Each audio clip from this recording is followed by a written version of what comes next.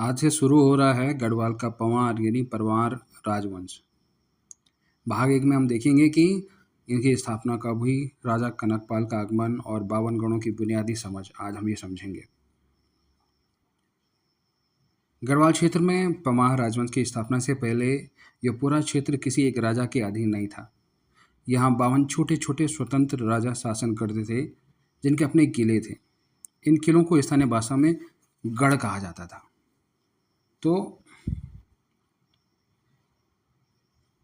पहले थे यहाँ पे पंवार वंश। आज हम पढ़ेंगे पंवार या परमार वंश। यहाँ छोटे छोटे किले थे, किले यानी गढ़। इसी कारण इसे पूरे पहाड़ी क्षेत्र का नाम गढ़वाल पड़ा। ठीक है। और चंद वंश की तरह ही गढ़वाल के पंवार वंश के संस्थापक को लेकर भी इतिहासकारों में अलग अलग मत हैं, लेकिन सबसे प्रामाणिक मत कनकपाल का है।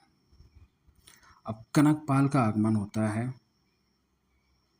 कनकपाल का आगमन होता है यानी पंवार वंश कैसे बन रहा है। एक कनकपाल था। सबसे प्रामाणिक वंशावलियों जैसे एटकिंसन और राजा हार्डविक की सूची के अनुसार कनकपाल ने 1888 ईस्वी में 245 विक्रम संवत में गढ़वाल में पंवार वंश की नींव रखी। ठीक है। तो इसको कौन मानते हैं? ये 1888 में आया और इसने गढ़वाल में पंवार वंश की स्थापना करी। पंवार वंश की स्थापना करी। और ये कौन बोलता है? गढ़वाल का जो संस्थापक था गवर्नर कनकपाल, इसे मानते हैं, एटकिंसन मानता है कि ये पंवार वंश का संस्थापक ये था, प्लस हार्डविक, ये दोनों मानते हैं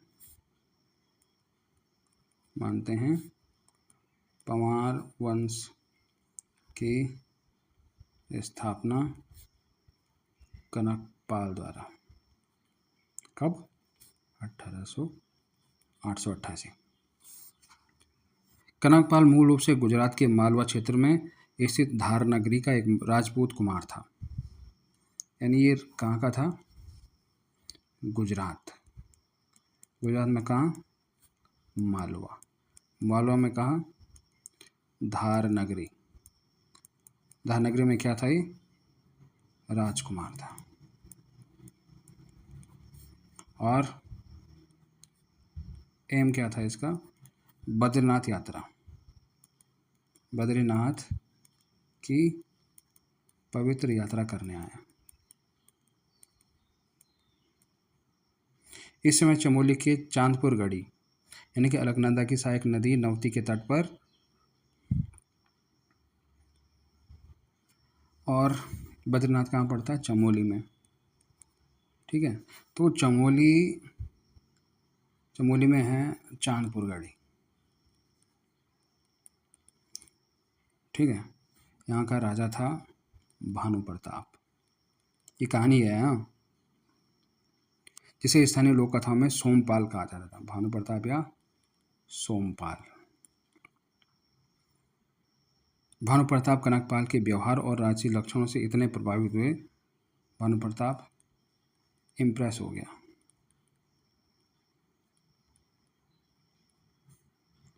कनकपाल से क्यों हुआ?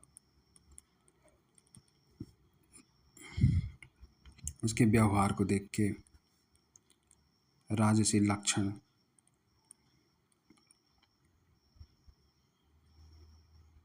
और अपनी बेटी का जो विवाह है कनकपाल से कर दिया।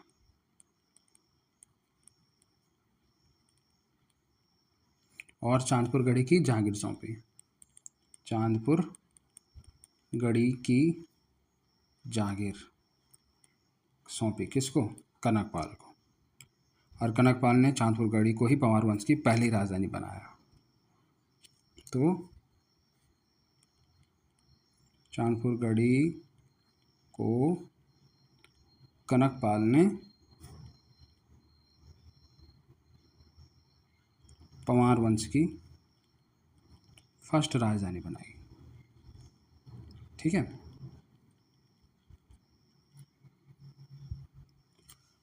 अगर भारत में देखें तो भारत में उस टाइम क्या चल रहा था। जब हम कनकपाल का संबंध गुजरात मालवा की धार नगरी से जोड़ते हैं तो हमें भारतीय इतिहास का यह सबसे बड़ा राजवंश समानांतर यानी याद आना चाहिए। मालवा के परमार और राजा भोज। भारत के इतिहास में मालवा यानी मध्य प्रदेश गुजरात सीमा पर परमार वंश का शासन था। तो परमार वंश वो था, ठीक है, जिसकी राजधानी धार नगरी थी। इस वंश के सबसे प्रतापी और विद्वान राजा भोज थे, जिन्होंने धार नगरी में प्रसिद्ध सरस्वती कंठाभरण संस्कृत विद्यालय बनवाया था। उत्तराखंड का कनकपाल इसी महान परमार वंश यानी पंवार राजवंश की मुख्य शाखा से टूटकर पहाड़ों में आया था। यानी जो रक्त भारत के राजा भोज का था वही रक्त गढ़वाल के राजाओं का था। अब एग्जामिनर ने अभी तक क्या क्या पूछा है। गढ़वाल की पंवार वंश का संस्थापक कौन था? कनकपाल। पंवार वंश की पहले राजधानी कहाँ थी? चांदपुर गढ़ी चमोली में। और कनकपाल किस वर्ष गढ़वाल आया? 888 ईस्वी में। तो इन सब क्वेश्चनों से पिछले यूके फॉरेस्ट गार्ड और समीक्षा अधिकारी एग्जाम में लगभग 15 से अधिक बार प्रश्न पूछे जा चुके हैं। और 2026 में नया पैटर्न क्या रहेगा? परीक्षा अब सीधे कनकपाल ने पूछकर पंवार वंश के इतिहास को जानने के स्रोत जैसे अभिलेख और ताम्रपत्र और 52 गुणों की सूची पर गहराई से प्रश्न सेट करता है। वो पूछ सकता है कि गढ़वाल के पंवार राजवंश की स्थापना और कनकपाल के ऐतिहासिक साक्ष्यों के संदर्भ में विचार कीजिए। जैसे पूछ सकता है कि कनकपाल ने वर्ष 888 ईस्वी में चमोली की चांदपुर गढ़ी में इस राजवंश की स्थापना की थी। कनकपाल का मूल संबंध दक्षिण भारत के चोल साम्राज्य की राजधानी तंजौर से था। या पंवार राजाओं की सबसे प्रामाणिक सूची अल्मोड़ा सूची के नाम से जानी जाती है, जिसे मोलाराम ने तैयार किया था। तो परीक्षक ने धार नगरी मालवा की जगह चोल साम्राज्य लिखा और ये भी लिखा कि अल्मोड़ा सूची लिखी, जबकि वो बैकेट की सूची या हार्डविक की सूची है। कॉन्सेप्ट की गहरी पकड़ रखने वाला छात्र इस बारीक झूठ को पकड़ सकता है। तो अब हम बात करते हैं आगे। प्रारंभ में स्टार्टिंग में पंवार शासक और उनके शासन के स्रोत क्या थे। कनकपाल के बाद के राजा छोटे छोटे गढ़ों तक सीमित थे, लेकिन उनके समय के कुछ ऐसे साक्ष्य मिले हैं जिन्हें सामान्य किताबों में छोड़ दिया जाता है। हम यहाँ सब कुछ कवर करेंगे। धारसिल शिलालेख और राजा अनंतपाल क्या है? धारसिल शिलालेख और राजा अनंतपाल।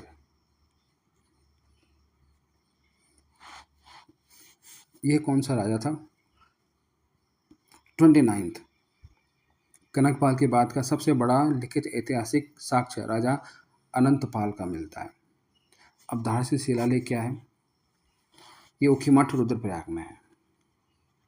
ऊखीमठ रुद्रप्रयाग में धारसिल नामक स्थान से पंवार वंश का सबसे प्राचीन शिलालेख मिला है, जो राजा अनंतपाल का है। यह शिलालेख 1159 ईस्वी का है। इस शिलालेख से यह सिद्ध होता है कि 12वीं शताब्दी तक पंवार राजाओं का प्रभाव रुद्रप्रयाग तक फैल चुका था। फिर आते हैं देवप्रयाग ताम्रपत्र। देवप्रयाग ताम्रपत्र, इसमें क्या है? इसमें जगतपाल एक राजा है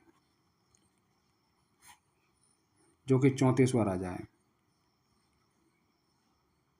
इतिहास के नज़रिए से यह राजा बहुत महत्वपूर्ण है। और देवप्रयाग ताम्रपत्र देवप्रयाग के प्रसिद्ध रघुनाथ मंदिर के राजा जगतपाल का एक ताम्रपत्र मिला है।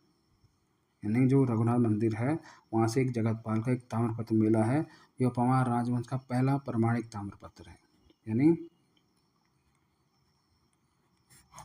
पंवार वंश का फर्स्ट प्रमाणिक ताम्रपत्र। इस ताम्रपत्र में जगतपाल ने रघुनाथ मंदिर को भूमि दान देने का उल्लेख किया है, जिसे गूंठ भूमि कहते हैं।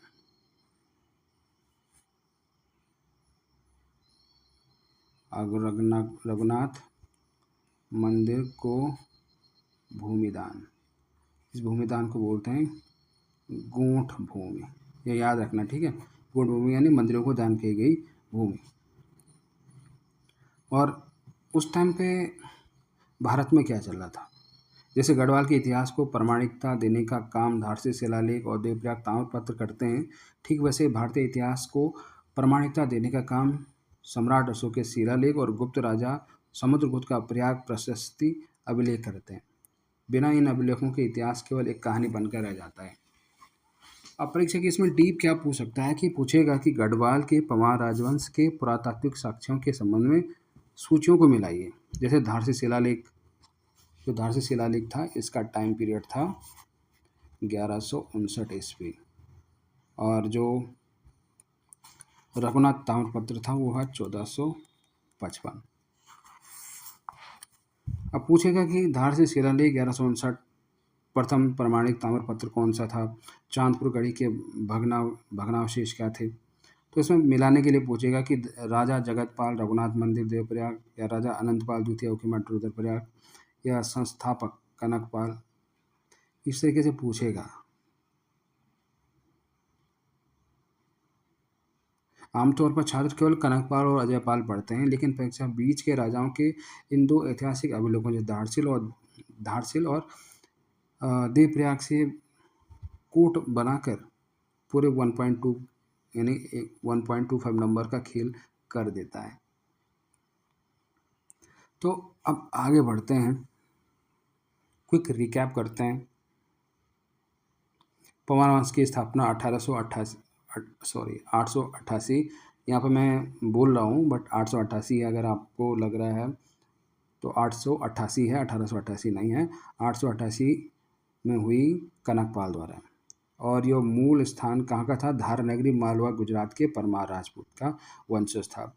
इसकी प्रथम राजधानी थी चांदपुर गढ़ी चमोली में, और राजा भानु प्रताप का क्षेत्र था वो। धारसी शिलालेख 1159 ईस्वी में रुद्रप्रयाग में राजा अनंतपाल का वंश का सबसे प्राचीन शिलालेख है। और देवप्रयाग का जो ताम्रपत्र है वो है 1455 का, और रघुनाथ मंदिर में राजा जगतपाल का वंश का पहला ताम्रपत्र मिलता है। इनका राज्य चिन्ह था क्या, राज चिन्ह, इनका राज चिन्ह था सिंह। तो ये शुरुआती दौर में था, ठीक है, शुरुआती दौर में राज चिन्ह था सिंह। तो हमारा गढ़वाल के पंवार राजवंश का यह पहला बुनियादी और पुरातात्विक अध्याय यहाँ पूरी तरह से पूरी गहराई के साथ संपन्न होता है। हमने कनकपाल के मालवा कनेक्शन से लेकर धारसील के शिलालेखों तक के हर एक माइक्रो फैक्ट को कवर कर लिया है। अब इसके बाद पंवार वंश का वो महानायक आता है जिसने चंद वंश के सोमचंद की तरह गढ़वाल के इतिहास को हमेशा के लिए बदल दिया, राजा अजयपाल, 37वां राजा, जिसने 52 गुणों को एक करके गढ़वाल राज्य का निर्माण किया और जिसे गढ़वाल का अशोक कहा जाता है। तो इसमें हम आगे बढ़ेंगे, ठीक है। Thank you so much.